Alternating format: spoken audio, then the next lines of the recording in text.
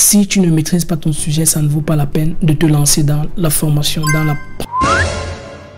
Depuis un très bon bout de temps, je reçois de nombreux messages de personnes qui aimeraient se lancer dans les formations en ligne, qui aimeraient créer en quelque sorte un programme pour partager ce qu'ils savent mieux faire. Personnellement, avec la petite expérience que j'ai dans les formations et autres, je te dirais que la toute première des choses, c'est de maîtriser ton sujet. Ça veut dire que si tu veux déjà te lancer dans la création d'une formation et partager avec les autres personnes sans toutefois maîtriser le sujet sur lequel tu veux former, c'est déjà un gros chaos. Parce que quelqu'un ne va pas se former chez toi pour être amateur, non. Il doit se former chez toi pour être professionnel et te surpasser au besoin. Donc la toute première des choses que je vais te demander, c'est déjà de bien maîtriser ton sujet. Si tu maîtrises déjà ton sujet, mais tu as quelques lacunes, alors je te demande de réviser d'abord parfaitement le sujet que tu aimerais apprendre aux autres. Parce qu'en révisant le sujet, tu auras la mémoire fraîche et tu ne vas pas te tromper sur les ensembles d'axes que tu vas donner aux autres qui aimeraient apprendre de toi. La deuxième chose que je peux te conseiller de faire, c'est déjà de faire un programme de formation, parce qu'il y a beaucoup de personnes qui ont bien envie de lancer des formations, mais ils procrastinent. Ça veut dire que lorsque tu veux lancer par exemple une formation sur la vente en ligne, chaque jour tu procrastines parce que tu as la paresse de tourner les vidéos. On sait bien que le domaine de l'infoprenariat, c'est un domaine qui est aujourd'hui en vogue, c'est un domaine que les gens rentabilisent beaucoup dessus.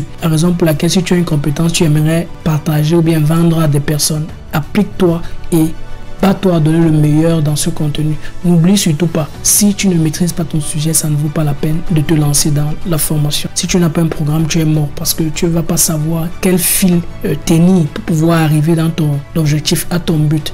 Donc si tu dresses déjà un programme de ta formation, ça veut dire quoi? Si ta formation c'est sur le DJ, si tu veux apprendre les gens à savoir manipuler Virtual DJ, à savoir manipuler une table de mix, une platine et autres, quelle est en quelque sorte la chronologie d'apprentissage de ces compétences-là? Toute première des choses, il faut qu'ils comprennent Virtual DJ, il faut qu'ils comprennent comment marche Virtual DJ, les bases de Virtual DJ, les techniques avancées de mix et autres. Toute deuxième des choses, c'est configurer sa table de mix à Virtual DJ et l'apprentissage, la prise en main de la table de mix. Tu sectionnes en quelque sorte tes modules, tu mets des chapitres et des leçons. Si tu n'as pas d'inspiration, tu peux t'inspirer en ligne. Des gens qui ont déjà dressé des programmes clairs pour ça. Lorsque tu as ton programme défini, même si le programme c'est 50 chapitres ou bien 50 leçons, c'est sur ces bases-là que tu vas créer en quelque sorte du contenu. Ça veut dire, si tu veux maintenant créer les vidéos, tu mets première leçon vidéo 1, comprendre Virtual DJ. Ça veut dire que dans cette vidéo, tu vas expliquer Virtual DJ. Deuxième leçon vidéo 2, comment créer les raccourcis de ton clavier pour créer tes mix et autres. Tu expliques comment tu crées les raccourcis.